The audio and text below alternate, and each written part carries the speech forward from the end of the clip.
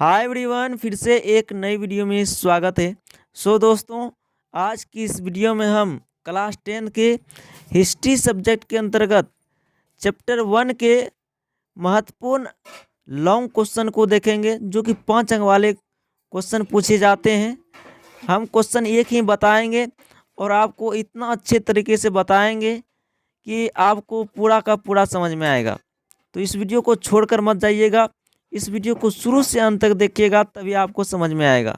ठीक है। और यह 5 अंक वाले क्वेश्चन में कई बार पूछे गए हैं, जो क्वेश्चन आप लोगों को स्क्रीन पर दिख रहा होगा। देखिए, क्वेश्चन है, जर्मनी का एकीकरण किस प्रकार हुआ? यह जर्मनी के एकीकरण में बिस्मार्क के योगदानों का वर्णन करें। देखिए, इसका आंसर लिखा गया है, जर्मनी के एकीकरण में बिस्मार्क का महत्वपूर्ण योगदान था। बिस्मार्क का जन्म 1815 ईस्वी में एक जमींदार परिवार में हुआ था। ठीक है। तो क्वेश्चन आपसे वस्तुनिष्ठ में भी पूछा जा सकता है, बिस्मार्क का जन्म कब हुआ था? 1815 ईस्वी में एक जमींदार परिवार में हुआ था। ठीक है। वह राजस्ववाद निरंकुशवाद का समर्थक था। वह जर्मनी के एकीकरण का पक्का समर्थक था। जर्मनी के एकीकरण के लिए उन्होंने रक्त एवं शस्त्र की नीति अपनाई। ठीक है। आपको सारा क्वेश्चन समझ में आ जाएगा। आंसर आप लोग सिर्फ देखते जाइए, हम पढ़ते जाते हैं, आप सुनते हैं, सारा समझ जाइएगा। जर्मनी के एकीकरण के लिए बिस्मार्क ने कई युद्ध किए, जो इस प्रकार है। एग्जाम में भी आपको इसी तरह लिखना है प्यारे साथियों। देखिए, जर्मनी के एकीकरण के लिए बिस्मार्क ने जो युद्ध किए हैं, पहला युद्ध क्या था? डेनमार्क के साथ युद्ध क्या था? तो आपको इसी तरह लिखना है। आपको लिखना है, जर्मनी के एकीकरण के लिए बिस्मार्क ने सर्वप्रथम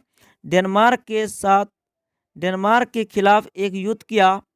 डेनमार्क के कब्जे में दो जर्मन प्रदेश सेल्सविग और होल्स्टीन थे।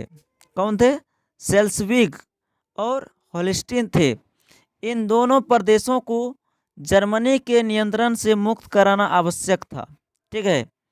आगे लिखा गया है, बिस्मार्क ने ऑस्ट्रिया का साथ लेकर 1864 में डेनमार्क के विरुद्ध युद्ध किया, जिसमें डेनमार्क पराजित हुआ।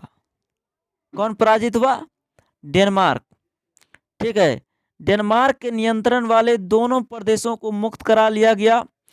शर्त के मुताबिक सेल्सविग प्रशा के अधीन और होल्स्टीन ऑस्ट्रिया के नियंत्रण में चला आया। तो देखिए, दूसरा युद्ध क्या? ऑस्ट्रिया के साथ युद्ध किया। तो जर्मनी के एकीकरण के लिए बिस्मार्क ने अपना दूसरा युद्ध किसके साथ किया? ऑस्ट्रिया के साथ, ऑस्ट्रिया के खिलाफ। तो बिस्मार्क इस बात को अच्छी तरह जानता था कि ऑस्ट्रिया से युद्ध किए बिना जर्मनी का एकीकरण संभव नहीं है, क्योंकि ऑस्ट्रिया के नियंत्रण में कई जर्मन प्रदेश थे। ठीक है। ऑस्ट्रिया से युद्ध करने के लिए बिस्मार्क ने उसे मित्रविहीन करने की नीति अपनाई। कौन सी नीति अपनाई? मित्रविहीन। कौन सी नीति? मित्रविहीन की नीति, मित्रविहीन करने की नीति अपनाई, मित्रविहीन करने की नीति बनाई। ठीक है। इसके लिए उन्होंने रूस, फ्रांस और इटली के साथ समझौता किया। इटली को वेनिस नगर का लालच देकर अपनी ओर मिला लिया। ठीक है। फ्रांस को युद्ध में तटस्थ रहने के लिए मना लिया। इस तरह ऑस्ट्रिया को मित्रविहीन करते हुए कई यूरोपीय देशों को अपने पक्ष में करके 1866 में सिडोवा के मैदान में ऑस्ट्रिया और ऑस्ट्रिया प्रशा के बीच युद्ध हुआ। इस युद्ध में ऑस्ट्रिया की भारी पराजय हुई। युद्ध के बाद ऑस्ट्रिया नियंत्रण जर्मन प्रदेशों को मुक्त करा लिया गया। इटली को वेनिस नगर प्राप्त हो गया। जर्मनी के एकीकरण का लगभग 2/3 काम पूरा हो गया। ठीक है, तो तीसरा युद्ध क्या? फ्रांस के साथ युद्ध। जर्मनी के एकीकरण के लिए फ्रांस के साथ युद्ध करना भी आवश्यक था, क्योंकि दक्षिणी जर्मनी के कई प्रदेश फ्रांस के नियंत्रण में थे। उन प्रदेशों को फ्रांस के नियंत्रण से मुक्त कराकर ही जर्मनी का पूर्ण एकीकरण संभव था। फलस्वरूप स्पेनी गद्दी के उत्तराधिकार को लेकर बिस्मार्क ने फ्रांस के साथ अपना मतभेद प्रकट कर दिया। स्पेन की राजगद्दी पर पर्सा के राजकुमार की दावेदारी थी, लेकिन फ्रांस ने पर्सा की दावेदारी का खुला विरोध किया। इस बात को लेकर दोनों में मतभेद हो गया। जर्मन राष्ट्रवादियों ने फ्रांस का कड़ा विरोध किया।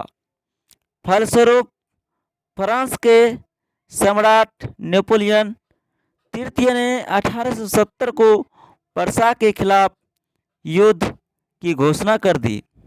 1870-71 में सेडौन की युद्ध भूमि पर दोनों देशों के बीच युद्ध हुआ, जिसमें फ्रांसीसियों की हार हुई। फ्रांसीसी सम्राट नेपोलियन तृतीय ने अपने 83,000 सैनिकों के साथ आत्मसमर्पण कर दिया। दक्षिणी जर्मनी के सभी प्रदेश फ्रांसीसी नियंत्रण से मुक्त करा लिए गए। इस तरह जर्मनी का एकीकरण हुआ। एकीकृत जर्मनी का चांसलर बिस्मार्क बना।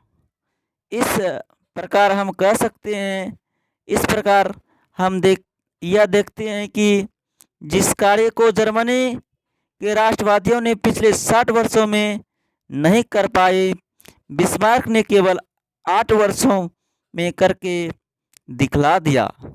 जर्मनी के एकीकरण में बिस्मार्क के महत्व को कभी भुलाया नहीं जा सकता है।